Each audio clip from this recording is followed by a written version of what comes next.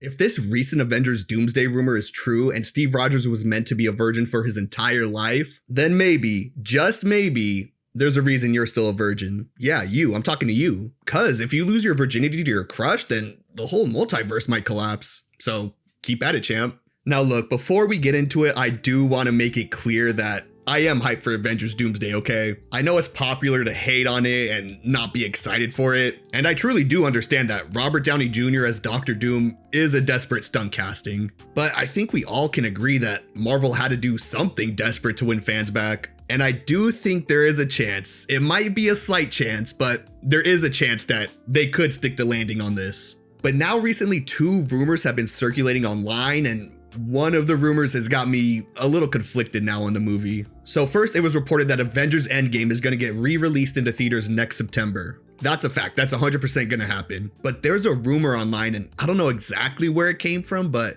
people are saying that Marvel is adding a post-credit scene now to Avengers Endgame. And now everybody's speculating, ooh, what could that juicy post-credit scene be? But the second rumor, and this is the one that worries me a little bit, but the rumor is that Chris Evans is not only going to return in Avengers Doomsday, but he's actually going to be the co-lead of the movie. And it's essentially going to be Captain America versus Doctor Doom. Now, I believe this rumor originated from this Twitter account, but he ended up deleting the post. But other scoopers like My Time to Shine Hello, who is 50-50 at best, let's be honest, also claimed this is what they heard. So definitely take this rumor with a grain of salt here. But I'm gonna discuss this rumor first, the one with Chris Evans being the co-lead, before circling back to the post-credit scene. So let's just say for a moment that this rumor is true, okay? That Chris Evans is coming back and he's the main hero going up against Doom. I just don't know how to feel about it. On one hand, yes, it would be an incredible moment just as a fanboy to see Chris Evans triumphantly return as Cap and go up against one of the most powerful villains in all of comics. But on the other hand, it's just, I don't know if I'd want that. And there are a couple reasons for that. Like, first of all, where's Reed Richards at? Like, is he in the cuck chair? Like, what? Come on, Reed, this is your arch rival right here. Your cream of the crop villain.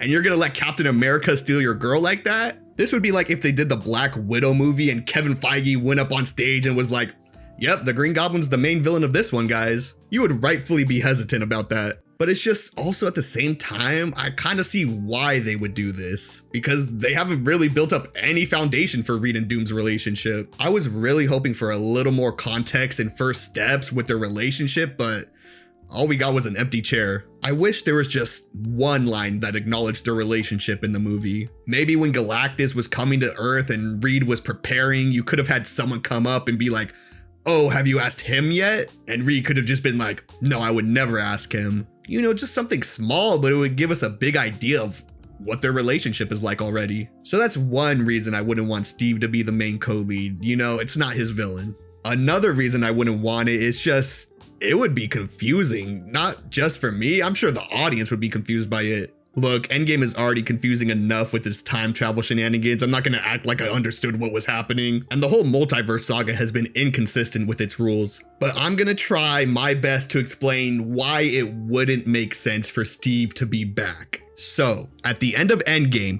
Steve Rogers returned the Infinity Stones, and instead of coming back to present day, he went back in time and lived a happy life with Peggy Carter. Then, old man Steve Rogers was there at the bench at the end of Endgame, and that's the last we see of him. You know, that's all we know. So, let's just say hypothetically, Doctor Doom is mad at Steve for going back in time and living with Peggy, and he wants to stop him from doing that. Does Doctor Doom go back to the 1950s and go to Steve's house to try to kill him? And let's just say that happens. Doctor Doom goes back to the 1950s to kill Steve Rogers. Either A, he does kill Steve Rogers right there, or Steve travels back to the present to warn everybody of Doom. But in both cases, wouldn't that erase old man Steve from being there on the bench? Look, I know that probably didn't make sense. It makes sense in my head, but just try to follow along with me there. And another reason I wouldn't want Steve to be the main co-lead of this movie is just, it would ruin a perfect ending for me. Now look, I'll admit it, I'm a bit of a simp, okay? I cried during the end of Endgame, not because of Tony's death, although I was really sad about him dying, but I cried because Steve finally got his dance with Peggy. After everything he went through, being frozen in ice, fighting through alien invasions, he fulfilled his promise and got his dance. And I'm 2 for 2 on crying when a superhero movie ends with a dance scene, because we have this Peggy and Steve dance, but we also have Peter and Mary Jane's dance at the end of Spider-Man 3. And man, I still bawl out my eyes during that Spider-Man final scene. For all the wrongs they did with Spider-Man 3, they nailed that ending perfectly. They're both dance scenes, but I cried for different reasons. Both those scenes have very different tones and very different contexts behind them, but they're so perfect in their own ways. But going back to Cap's ending,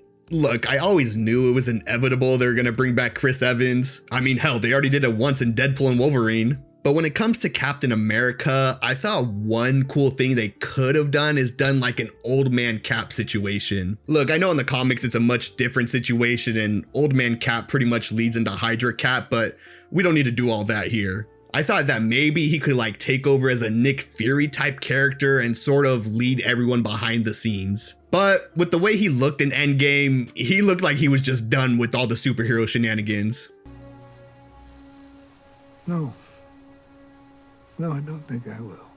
But the last reason I would not want Steve to be the main co-lead of this movie is a reason we all kind of knew was coming. But if Avengers Doomsday ends up being Captain America versus Doctor Doom, that would mean that 90% of the multiverse saga was just all for nothing. This would be Marvel confirming that they really messed up after Endgame. They made a boatload of movies and TV shows in the 6 years since Endgame, but it doesn't matter because this would basically be them saying, hey, look, all that it didn't matter, okay? You know, you saw Endgame, right? That's all you need to know. Now, I'm sure the Russo brothers are gonna pick and choose certain characters and plot threads that they liked from the multiverse saga and continue them on in Doomsday. Like, I really hope they shine a light on my boy Shang-Chi and give him some crazy action scenes. Kind of like how they did with Doctor Strange and Thanos. But at the same time, they're probably gonna ignore a lot of the stuff from phases 4 through 6. I don't think we're gonna see Thor's daughter for a very long time, if ever again. And whatever they were planning on doing with their version of Valhalla,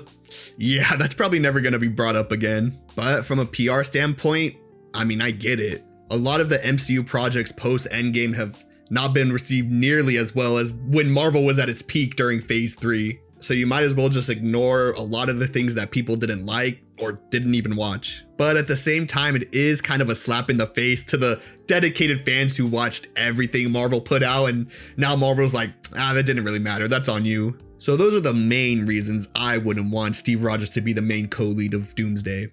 I'm sure some of you might disagree with me on those points, and I'm sure some of you have your own reasons why you wouldn't want Steve to return as the co-lead. And I'd be curious to know your guys' thoughts in the comments below. But now I want to get back to that other rumor that there's going to be a post-credit scene added to the re-release of Endgame. And I honestly 100% believe this rumor. Marvel has shown they will re-release Endgame and tack something on to get people in theaters. Like that time they re-released it and promised new footage from the movie, but it ended up being a 45-second clip of an unfinished CGI Hulk.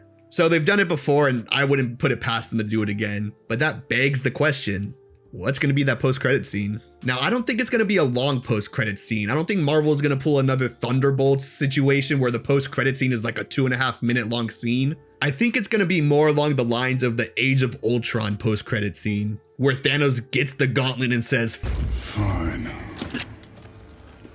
I'll do it myself.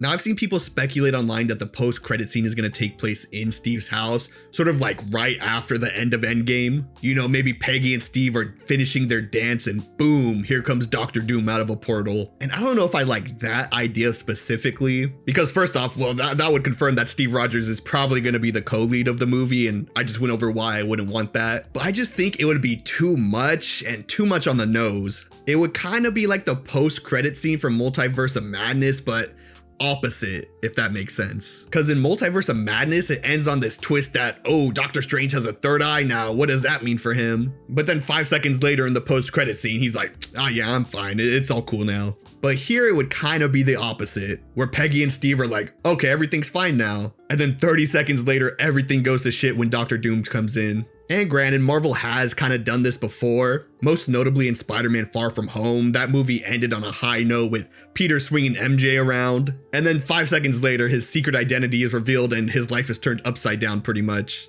But that was mostly contained to Spider-Man and his story, whereas if Doctor Doom were to show up at Steve's house, there are a lot more bigger implications at play here. But there is another theory floating around, and I think it is pretty interesting, and I kind of wouldn't mind if they did it. So if you remember, Avengers Endgame was the only MCU movie to not have a post-credit scene. And honestly, at the time, 19-year-old me respected it. You know, this was Endgame, a conclusion to an 11-year story. It didn't really need to set up anything else. But if you listen closely to the end of the credits, you can distinctly hear some metal banging around. And obviously, this was just supposed to be a nice little bow on top to Iron Man's send-off. You know, the metal banging was obviously Tony Stark building his Mark I armor in the cave all those years ago. But the theory is, like, what if we sit through the credits of Endgame and we start hearing the clanging, and it cuts to Robert Downey Jr. working on something. You know, he's banging away with it on a hammer, kind of looks like he's making the Mark I again. But then the camera slowly pans around and we see the Doom mask.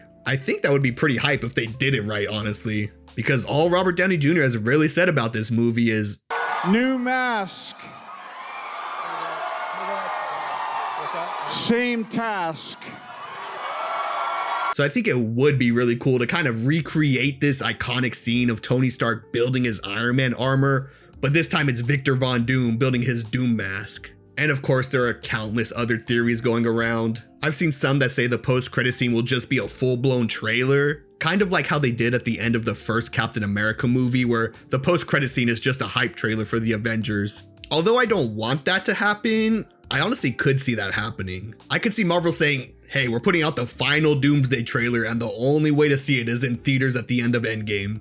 And of course, there's theories that we're gonna see the Fox universe, X-Men, and maybe their universe starts to collapse. I mean, there are an infinite amount of possibilities that it could be. Kind of like the multiverse in a way. Now, I want to reiterate it and make it very clear.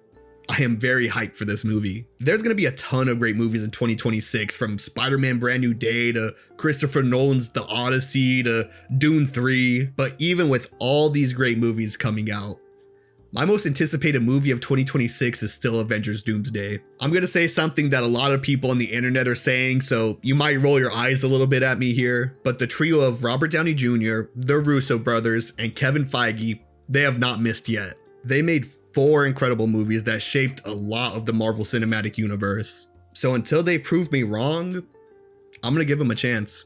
But that's all I have today for you guys. Let me know if you like the idea of Chris Evans being the co-lead in Avengers Doomsday, and what do you think this rumored Endgame post-credit scene could be? Let me know down in the comments below, and I'll see you next time.